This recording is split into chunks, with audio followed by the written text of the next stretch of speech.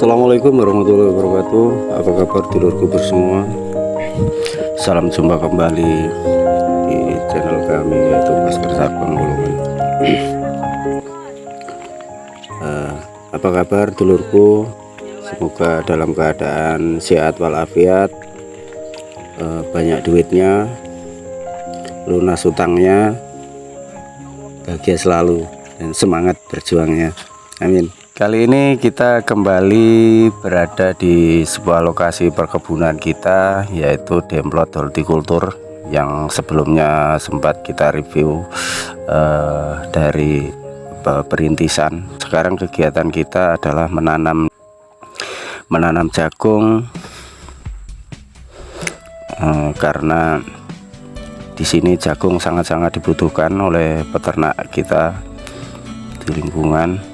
Jadi harapannya dengan menanam jagung ini, kebutuhan pakan ternak di wilayah kita ya sedikit terbantu, meskipun tidak terlalu cukup karena ini skalanya kan masih kecil. Nah, harapannya ke depan semakin besar, semakin banyak perkebunan kita, dan sekaligus ini juga latihan, melatih tertib disiplin dari mulai bikin barisan jagung lurus, rapi, jadi indah dilihat mata, tidak nyepeti gitu.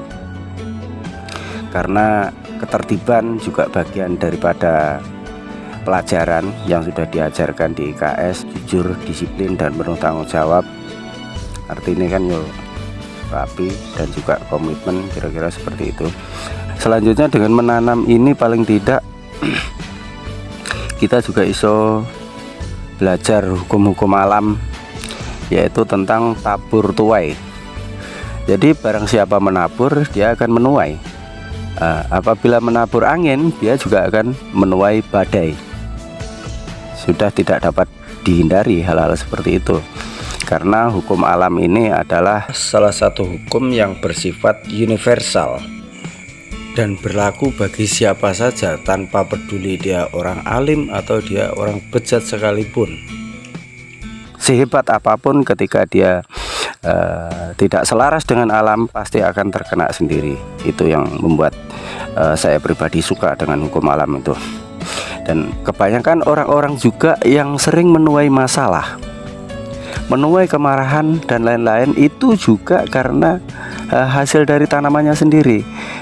Coba kalau orang itu atau kita sendiri menanam kebaikan, kayaknya ndak mungkin. Kalau kita menanam kebaikan, tentu juga kita akan menuai kebaikan tentunya ya. Memang sih ada kalanya kita juga kembali ke hukum Pareto. Apabila kita berharap kebaikan 10, tentu yang kita usahakan kebaikan atau tanaman kita dalam kebaikan tadi paling tidak butuh melebihi 10, karena target kita 10. Paling tidak tanaman kita yang dalam hal kebaikan tadi harus 20 untuk mengantisipasi hal-hal sing tidak kita inginkan, bentuk hasil juga bisa maksimal, kira-kira seperti itu. Nah, selain daripada itu, dengan menanam ini kita bisa belajar juga,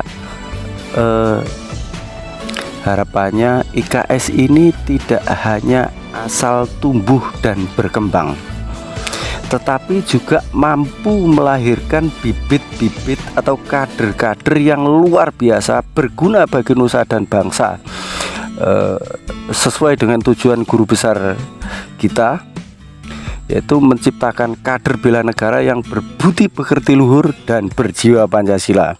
Dengan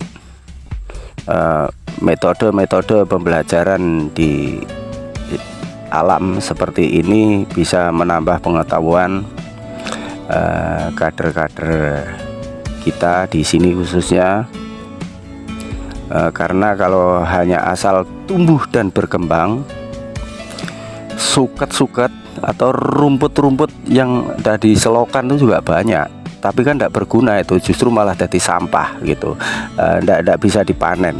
Kader IKS juga seperti itu. Seorang kader bela negara, yo paling tidak ngerti bagaimana bela negara ini. Dan bilang guru saya, ayat Allah tuh ada dua, yaitu satu ayat kalamullah yang diabadikan di dalam Quran, yang kedua ayat alam laduni yang berada di alam-alam di sekitar kita. Itu juga pelajaran semua kehidupan yang ada di lingkungan kita. Ini adalah bagian juga daripada pelajaran pendidikan yang perlu kita evaluasi terus menerus,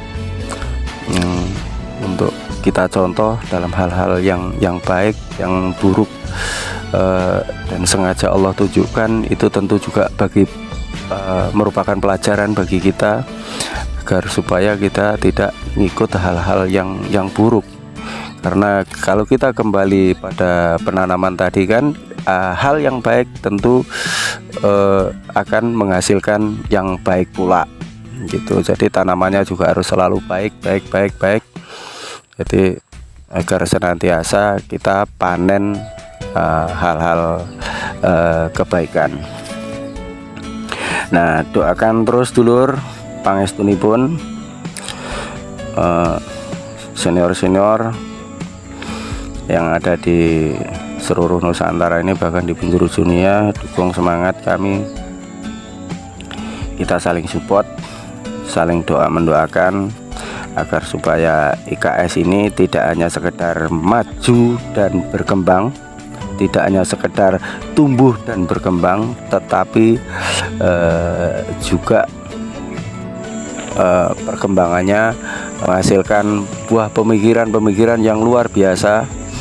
Tidak hanya sekedar bertambah jumlah masanya, anggotanya, tetapi nanti juga melahirkan kader yang luar biasa ke depannya. Ibarat nanti memimpin, jadi pemimpin itu juga menjadi pemimpin yang amanah, jujur, disiplin, dan penuh tanggung jawab.